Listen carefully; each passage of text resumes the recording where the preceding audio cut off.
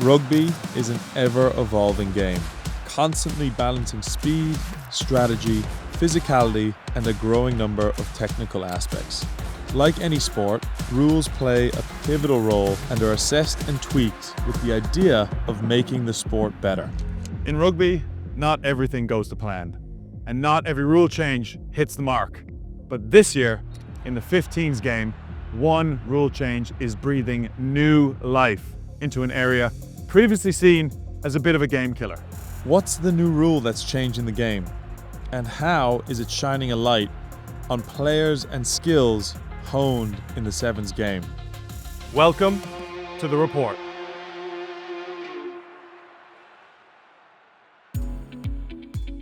In the past, in the 15s game, the kickoffs were slow, static, and a chance to reset. Prior to the rule change, once the ball was kicked, an opposition player would chase that kick and attempt to win the ball back, but would usually have to compete with a series of human bollards made by teams. But under the new rule, any player obstructing the chasing player's path will result in a penalty. This allows for a clean one-on-one aerial battle at almost every single kickoff. This new rule change is an absolute game changer, turning a forgettable part of the game into a key battleground. Oh, Harry McNulty is just having a field day. This is crucial in 17 games, and probably 15s are learning from us, so I think it's going to be really good for seeing people catching up the ball with nobody in front of you, so it's going to be a fight in there. I think it's good. Obviously the skill sets that are involved, the kickers, those guys that are chasing, and even the teams that are receiving.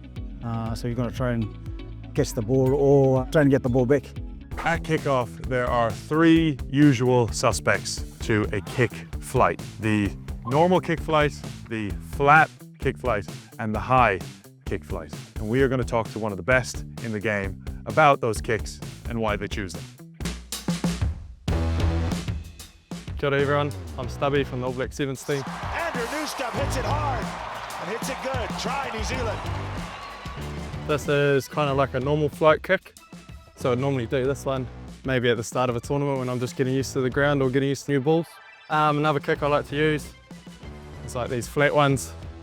So we often use this one if there's like a good early space there. All right, and this is a high one. Try to bomb it as high as I can with my little chicken legs, put all the power into it. Normally use this kick.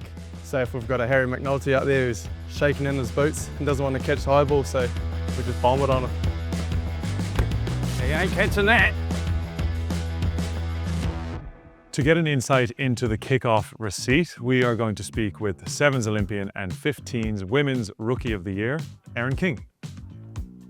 It's not a tactic that was commonplace within the women's game, and it's growing a lot more. How did that change the tactics within the Ireland team? Yeah, we wouldn't be the tallest team, and we would normally against the taller teams, we'd put a blocker in or try block people that we know are good at kickoff receipts, like the likes of New Zealand and Australia and things like that. And we'd never really lifted before. We'd only had single catches. So once that kind of changed and our kickoff percentage, especially the receipts, weren't the way where we wanted to, we weren't hitting the green lights. We decided to start throwing up a pod, and Harry actually came in and helped us for the first time. And we had no idea what we were doing. We were like lifting completely wrong. We were holding the shorts completely wrong. And then once we learned, we kind of found combinations that worked, and definitely benefited, and our percentage for kickoff receipts went up.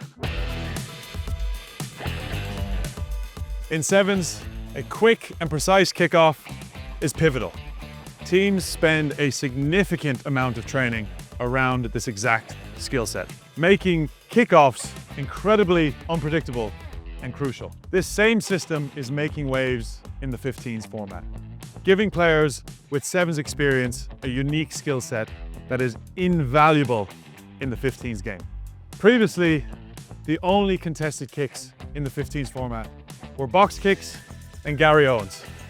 We call those up and unders. Restart kicks were usually deep and uncontested, where in the sevens game, they are central to the way that teams play, with teams fiercely competing for possession. In Spain, we train a lot these kickoffs because we think that if you score and you can get the ball again back to you, so it's really nice.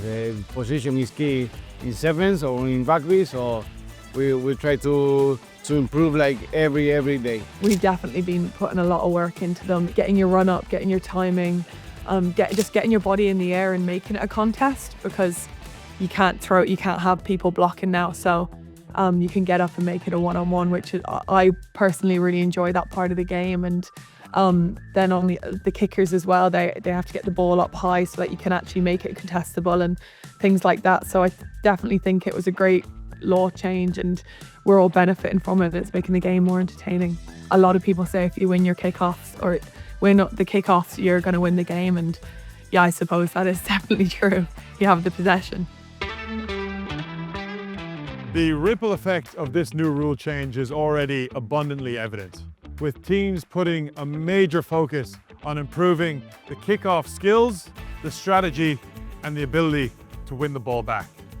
Former World Rugby Sevens Player of the Year, Rodrigo Iskro, is leading the charge in this space, with the likes of Joseph Suali'i and Hugo Keenan following right in behind.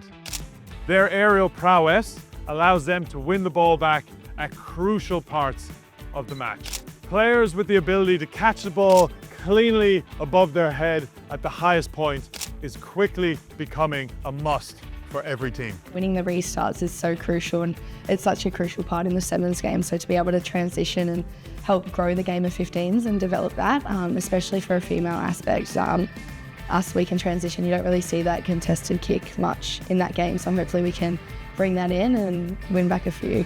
All of the players in sevens, they try to get as high as possible.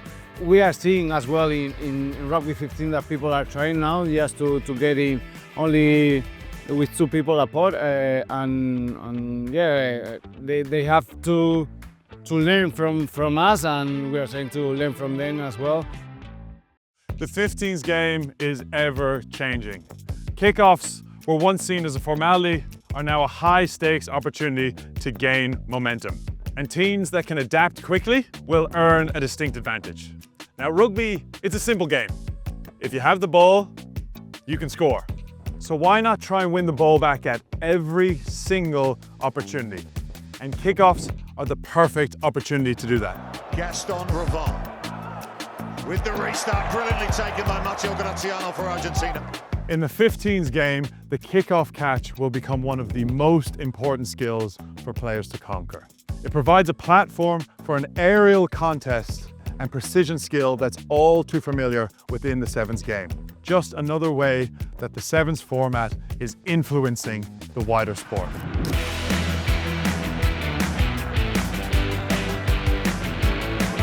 Let us know what you'd like to see in the report in the comments below.